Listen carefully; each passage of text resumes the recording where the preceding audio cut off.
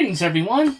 My name is Dr. Frank Stein, and welcome to the MonsterFiles, a show where you watch a man descend into madness watching horror.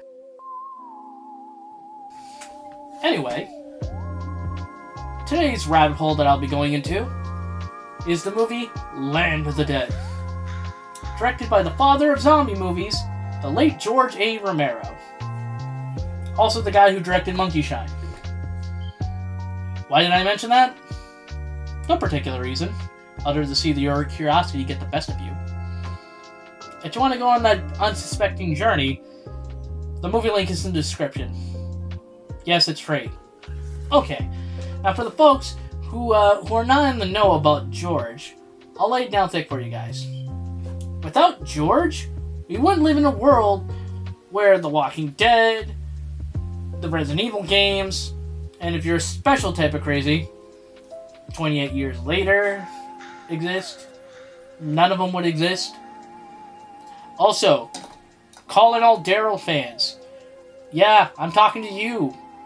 You wouldn't be here fawning over Daryl in The Walking Dead without George doing his thing. So pay the man respect, dang it. What makes the George Romero zombie movie special is that George has a habit of writing very subtle social satire that reflects the time period that the zombie movie takes place.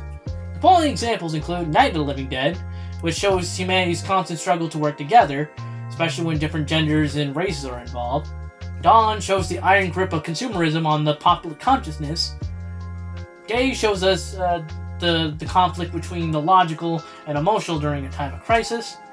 And today's movie, Land of the Dead, I'm not gonna lie, is a big stab at the Bush administration and the Republican Party at the time. Some would say is very relevant today than it was back then. Why? No real reason. Just a feeling.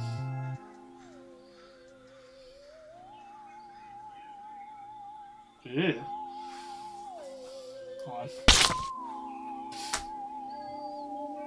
Ew.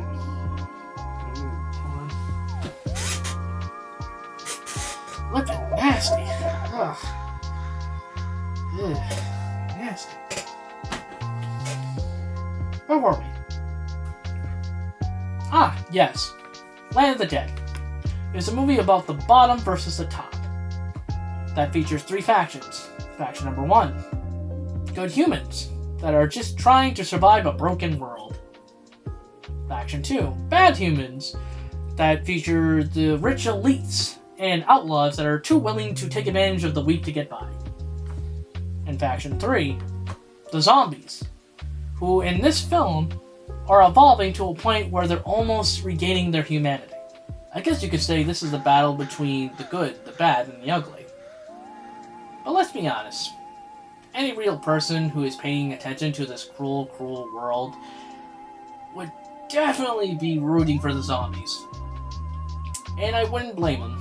Overall, the story is pretty fun for a three-way battle for dominance over the Earth. The highlights are from three different characters, I would say. First being Charlie, the disfigured autistic best friend / badass marksman with the heart of gold, played by Robert Joy. The second, being the angry anti-hero played by John Leguizamo. And yes, the same John Leguizamo from Mario Brothers.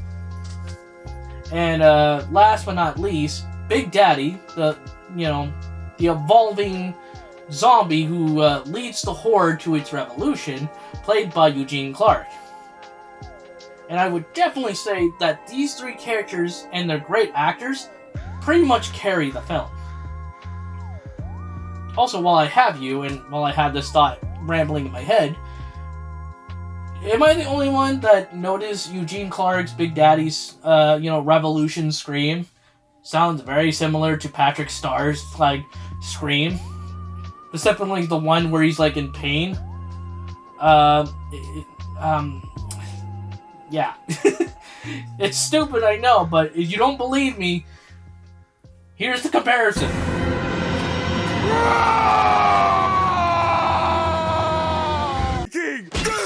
Why, you? What?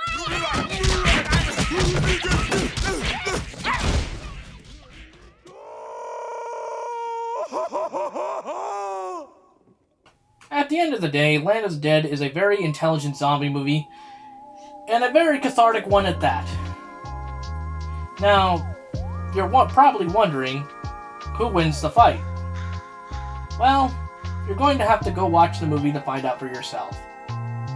Because unlike other YouTubers, I would like you fine folks to go watch the movie.